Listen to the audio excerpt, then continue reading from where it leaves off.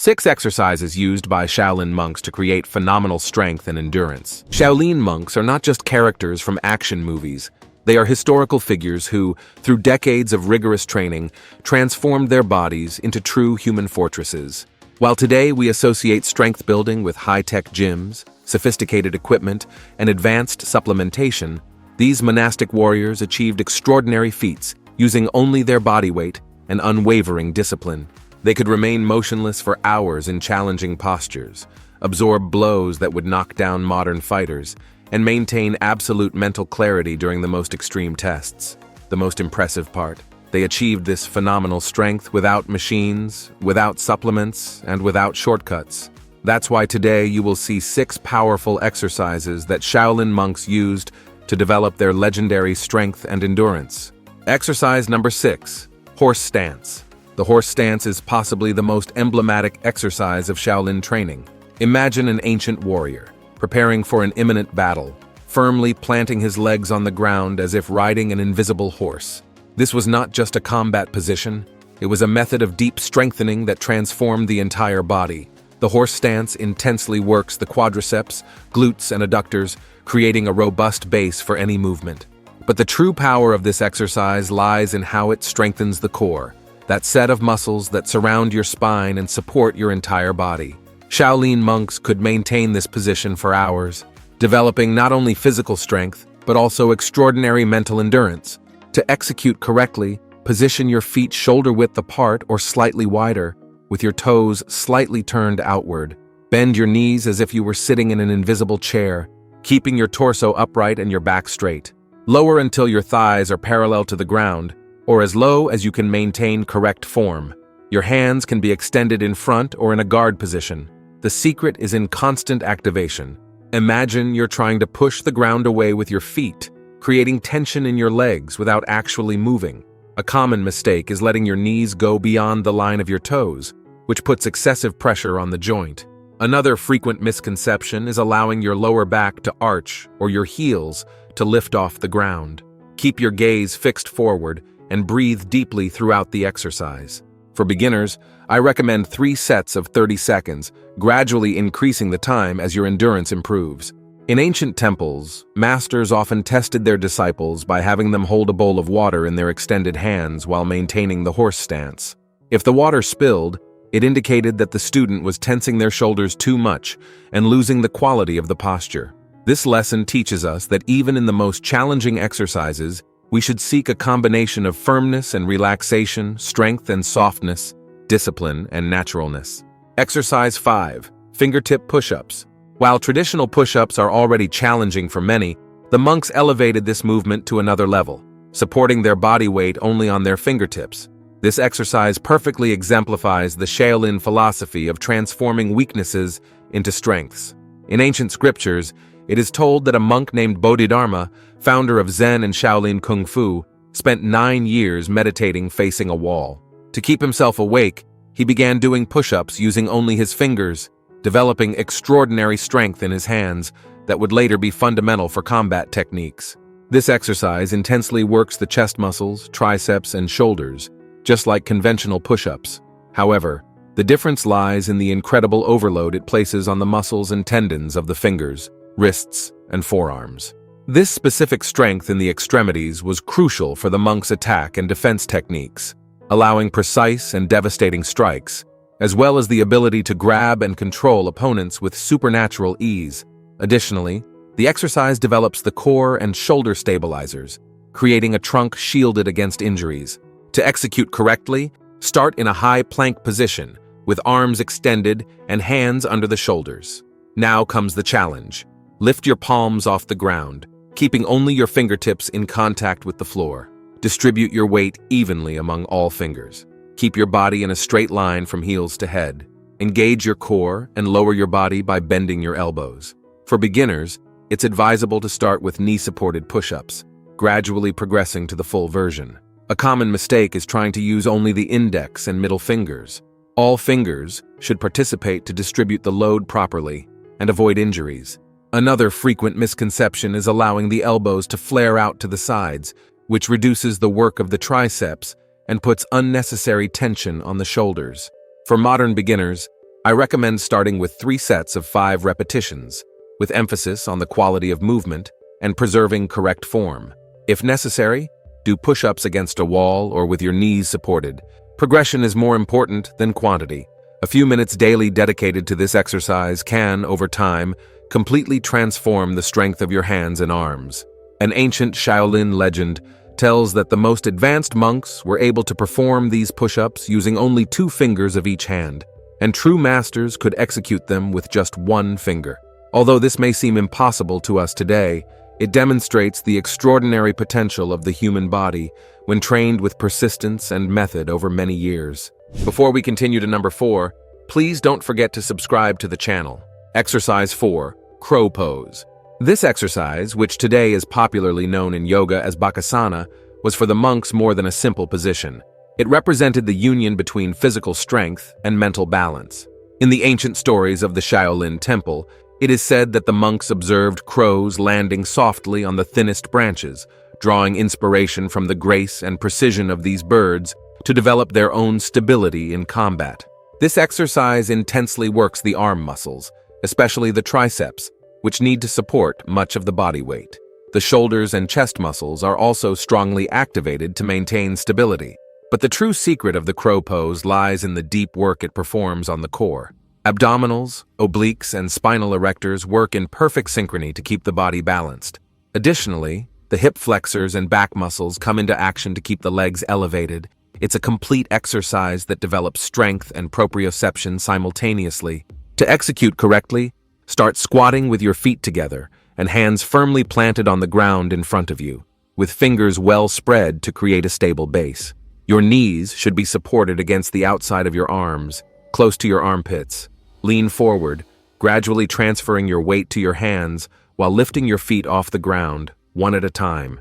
The goal is to find the balance point where you can keep both feet in the air, with your body supported only by your hands. A common mistake is not leaning your weight forward enough, which makes it difficult to lift your feet. Another frequent misconception is keeping your elbows too wide, which reduces your ability to support your body weight. Keep your elbows bent and pressed against your body, creating a solid platform. A valuable tip is to fix your gaze on a point in front of you, not downward, as this greatly helps with balance. The monks practice this posture by maintaining it for increasingly longer periods, starting with 10 seconds and progressing to 1 minute or more. For modern practitioners, I recommend starting with 3 sets of attempts of 5 to 10 seconds, with rest between them. As you develop strength and balance, gradually increase the time spent in the position. Remember that progress in this exercise comes with constant practice. The monks didn't master this position in a day, but through years of daily attempts. Exercise 3, Bear Crawl.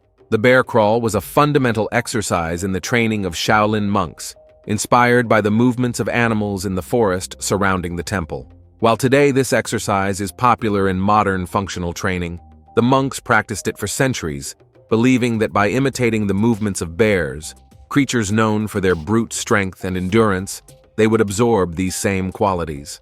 There is an ancient Shaolin legend that tells how a young monk, after getting lost in the mountains during winter, survived by observing and imitating the movements of bears, returning to the temple with a new understanding of natural strength and mobility.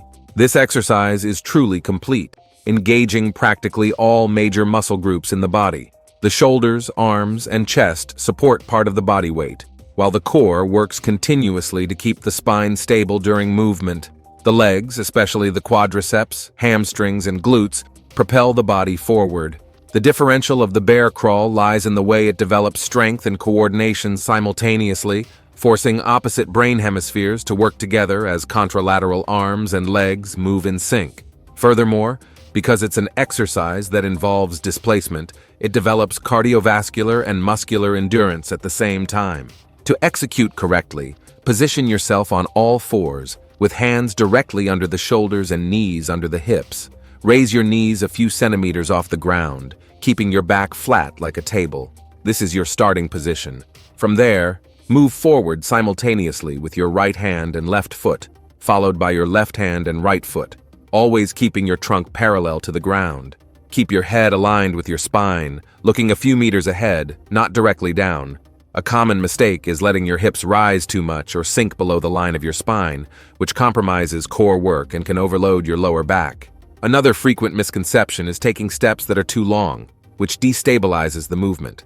Steps should be controlled and of moderate size. For an effective modern workout, I recommend starting with 3 sets of 20 meters, 10 meters forward and 10 back, with rest between sets. As your endurance increases, you can increase both distance and speed. With regular practice, you'll notice not only an increase in overall strength, but also a significant improvement in hip and shoulder mobility. The ancient Shaolin masters observed that wild animals, despite not performing isolated exercises as we do in modern gyms, possessed unparalleled functional strength. Exercise 2. Plank to deep squat. This dynamic movement, which combines isometric stability with power, was often practiced at dawn, when the first rays of sun touched the training courtyard of the temple. According to the ancient masters, this exercise symbolized the transition between unwavering patience and readiness for action, 2 essential qualities for both combat and spiritual life. This exercise works the body comprehensively, with special emphasis on the anterior and posterior chain. During the plank phase, the shoulders, triceps, and chest are strongly engaged, while the core works intensely to maintain the position. In the transition to the squat, the hip flexors, abdominals, and lower back coordinate a complex movement that requires strength and precision. In the deep squat, quadriceps, glutes, and adductors are pushed to the limit, while calf muscles and ankle stabilizers work to maintain balance. This constant alternating between different patterns of muscle activation develops not only strength, but also the neurological capacity to recruit muscles quickly, a crucial attribute for warrior monks. To execute correctly, start in a high plank position, with arms extended, hands aligned under the shoulders, and body forming a straight line from heels to head. Engage your core and maintain this position for 5 seconds. Then, in an explosive movement, jump with both feet forward, positioning them between your hands. Immediately lower into a deep squat, with hips below the knee line, keeping your chest up and spine elongated. Stay in this position for another 5 seconds before returning to the plank, placing your hands on the ground and jumping with your feet back. A common mistake is rounding your back during the squat, which can put undue pressure on the lumbar spine.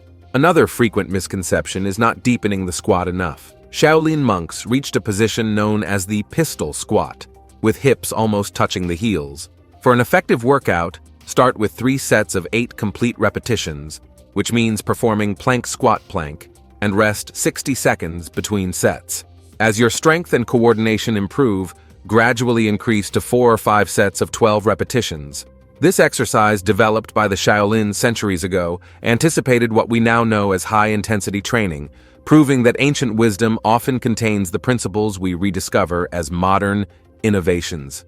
In a modern world where we are often forced to choose between strength or mobility, this exercise reminds us that we can and should develop both simultaneously. Exercise 1. One-leg stance. Inspired by the herons that inhabited the lakes near the temple, this exercise transcended mere physical development, becoming an almost meditative practice. In ancient Shaolin writings, we find the story of a young monk who, frustrated with his inability to maintain balance, was sent by the master to observe a heron for 100 days. Upon returning, he not only mastered balance but had understood that true stability comes from inner calm, not external effort. This seemingly simple exercise works the body in surprisingly deep ways. The supporting leg is intensely activated, with emphasis on the quadriceps, hamstrings, glutes, and all the small stabilizing muscles of the ankle and foot. The core goes into continuous action to keep the trunk stable, while the deep musculature of the spine works to maintain vertical alignment. The monks especially valued how this exercise strengthened the intrinsic foot muscles, those small muscles that we often neglect, but which form the literal foundation of all our balance and movement.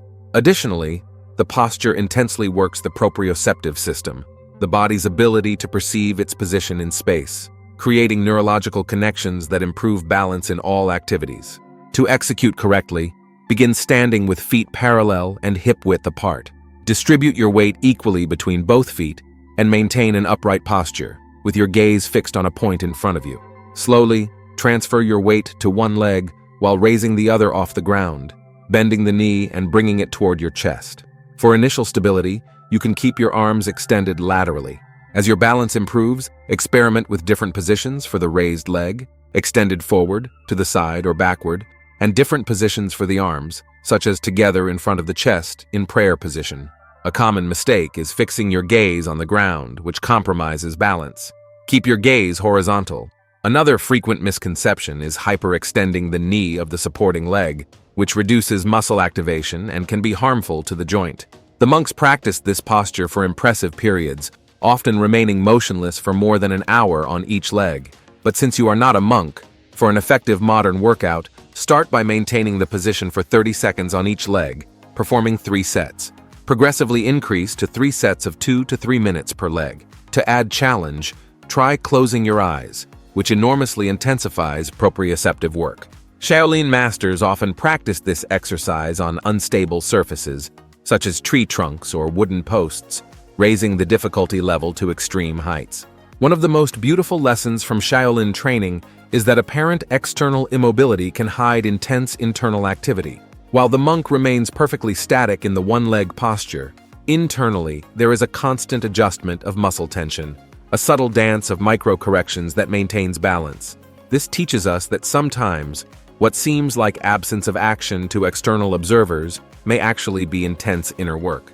In ancient texts, the masters compared this practice to spiritual life. Just as the body learns to find stability on a single support base, the mind must also learn to remain centered and unshakable, even when external circumstances seem unstable.